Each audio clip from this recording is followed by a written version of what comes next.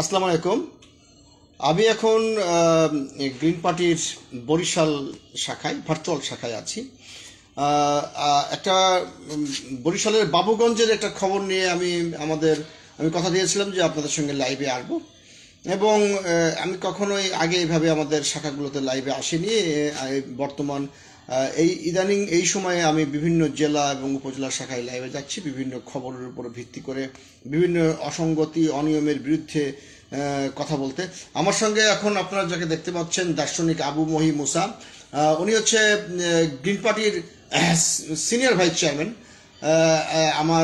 আমি তার মানে দর্শনে মুগ্ধ হয়েছি এবং উনি আমাদের গ্রিন পার্টির আদর্শে মুগ্ধ হয়েছেন। আমাদের কথা শুনছেন শাবানা সুলতানা এবং আসাদ রহমান, এবং আমি সম্ভবত শাবানা সুলতানা আপাকে চিনি অনেক আগে।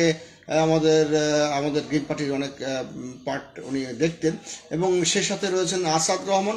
একটি খবরের দৃষ্টিপাত করছি, সেটা হচ্ছে বরিশালের বাবুগঞ্জের এটা হচ্ছে মাহবুব হাওলাদার একটা ট্র্যাজেডিক মৃত্যুর শিকার হয়েছেন। সেটা হচ্ছে সন্ধ্যা নদীতে মোল্লারহাট পয়েন্টে এক ট্রলার চালক মাহবুব হাওলাদার তাকে মানে মেরে, বাবুগঞ্জের উজিরপুরে তাকে মেরে পাথর বেঁধে নদীতে ডুবিয়ে দেওয়া হয়েছে, সন্ধ্যা নদীতে। এবং সেই কাজটি করেছে তার নিজেরই ছেলে সুজন এবং সেই সাথে তার ভাই।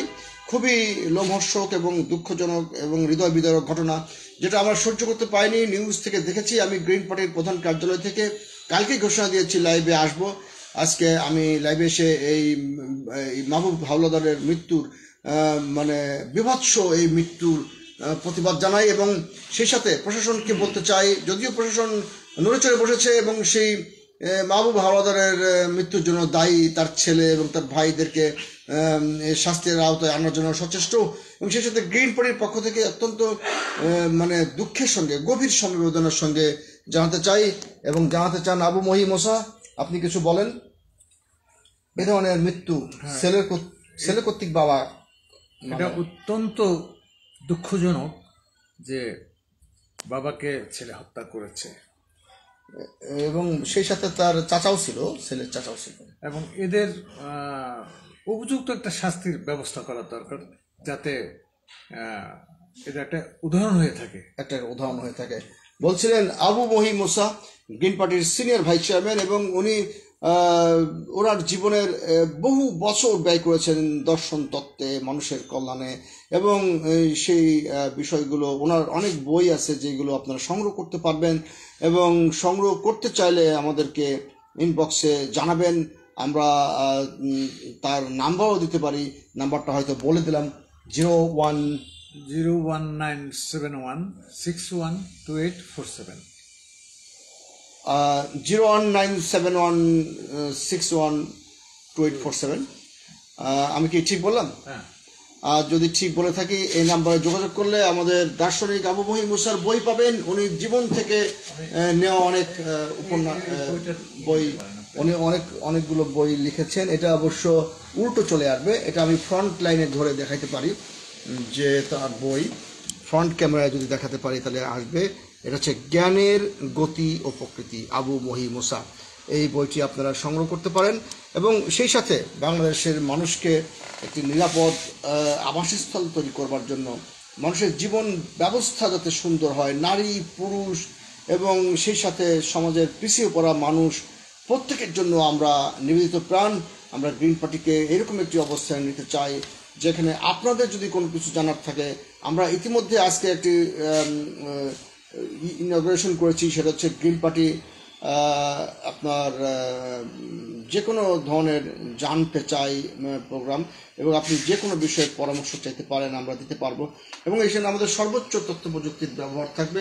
সেই সাথে প্রশাসনকে বলবো, মানে বরিশালের বাবুগঞ্জের প্রশাসনকে বলবো, দ্রুততম সময়ের মধ্যে এই যিনি মাহবুব হাওলাদার, যিনি তার ভাই এবং সন্তানের দ্বারা নিহত হয়েছে, তাকে পাথর বেঁধে ডুবিয়ে দেওয়া হয়েছে, পাথর বেঁধে, এবং সেই তার ছেলে সুযোগ এবং তার ভাই তারা সন্ধ্যা নদীতে তাকে মেরে ডুবিয়ে দিয়েছে। তাদেরকে উপযুক্ত বিচার চাই, এবং আমরা এই বরিশালের এই মানে গ্রুপে এই শাখায় আমরা প্রয়োজনে যে কোনো সময় আবার আসবো এবং নানান বিষয়ের উপরে যে কোনো ঘটে যাওয়া অসঙ্গতি, দুর্নীতি, অন্যায় বিচারের বিরুদ্ধে সোচ্চার হব এবং সেই সাথে আমাদের বরিশাল জেলার আরও অনেক শাখাগুলোতে আমরা পরিভ্রমণ করব ভার্চুয়ালি এবং ভবিষ্যতে আমরা সশরীরেও আসব। আপনাদের প্রতি আমাদের রিকোয়েস্ট থাকবে, গ্রিন পার্টিতে যোগ দিন এবং আপনার বন্ধুদেরকে এই গ্রুপে অ্যাড করুন এবং আপনার মনের কথা আপনি খুলে বলুন এবং আপনি আপনার পরিজনকে, আপনার বিশ্বস্তদেরকে সাহায্য করুন বুদ্ধি দিয়ে, পরামর্শ দিয়ে। সে সাথে আপনাদের পাশে আমরা থাকব এবং থাকার আশ্বাস দিয়েই এখানে শেষ করছি আমাদের এই লাইভ এবং আমরা পর্যায়ক্রমে আমাদের সহস্রাধিক শাখায়, ভার্চুয়াল শাখায় আমরা যাচ্ছি। হয়তো এখন বরিশাল, একটু পরে হয়তো রাজশাহী, নইলে দিনাজপুর, নইলে কক্সবাজার, এভাবে আমরা যাচ্ছি।